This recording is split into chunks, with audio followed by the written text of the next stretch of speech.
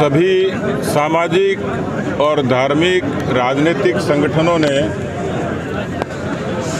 आदर्श तापड़िया की हत्या से लेकर भीलवाड़ा ज़िले में जितने ही तुष्टीकरण के और बहुसंख्यकों पर हमले की और इस तरीके की अनेकों जो वारदात हुई, उसके खिलाफ एक प्रभावी आंदोलन यहाँ चलाया।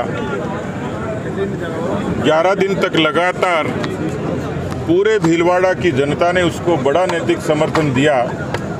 भारतीय जनता पार्टी उसका एक अग्रणी हिस्सा बनी और हमारे सभी विधायक, सांसद और पार्टी के सभी पदाधिकारियों ने उनमें बड़ी महत्वपूर्ण भूमिका निभाई।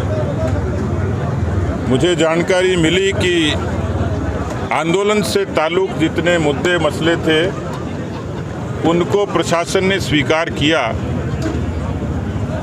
और इस कारण उस धरने को विराम दिया।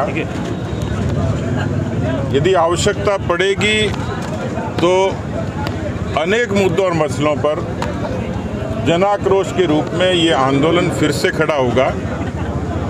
आज मुझे निमंत्रण मिला, मैं भीलवाड़ा की जनता को धन्यवाद देने के लिए आया हूँ।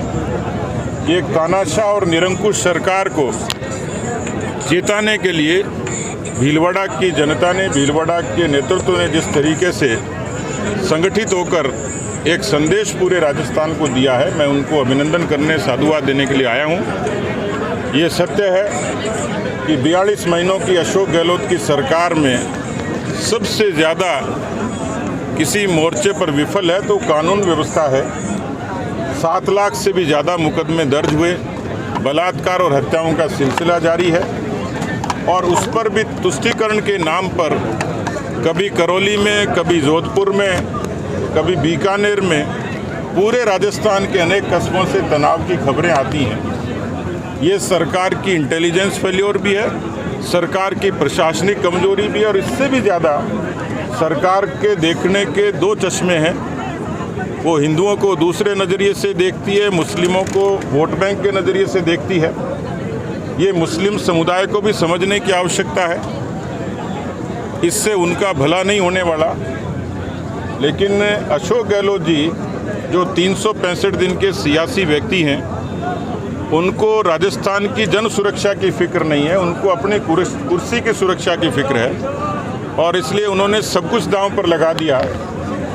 आज राजस्थान में अपराध चरम सीमा पर है। राजस्थान को उन्होंने अपराधियों की राजधानी बना दिया। ट्रांसपेरेंसी इंटरनेशनल कहती है कि सर्वाधिक भ्रष्ट राज्य राजस्थान है। Centre for monitoring of Indian economy संस्था कहती है कि सर्वाधिक बेरोजगारी राजस्थान में है। किसान कर्जा माफ़ी न होने के कारण आत्महत्याएं कर रहे हैं, उनकी ज़मीनें नीलाम हो रही हैं, बेरोजगार सड़कों पर है।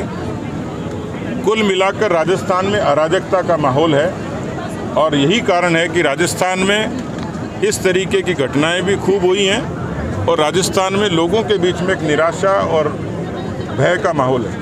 वैसा जिस तरह से एमएलए आरोप लगा रहे हैं, खासतौर से कार्यपालिका पर, सब पर, इसको लेकर आप क्या कहना चाहेंगे? देखिए, वो आरोप अपनी सरकार पर, सरकार के मुखिया पर और उनके शब्दों में जो निराशा बयान होती है वो राजस्थान में कांग्रेस पार्टी के अंतर्विरोध को उजागर करती है, क्योंकि पिछले 42 महीनों का पृष्ठभूमि है कि 42 दिन तक सरकार बाड़े में बंद रही। सरकार को अपने उप मुख्यमंत्री और पीसीसी के चीफ को बर्खास्त करना पड़ा।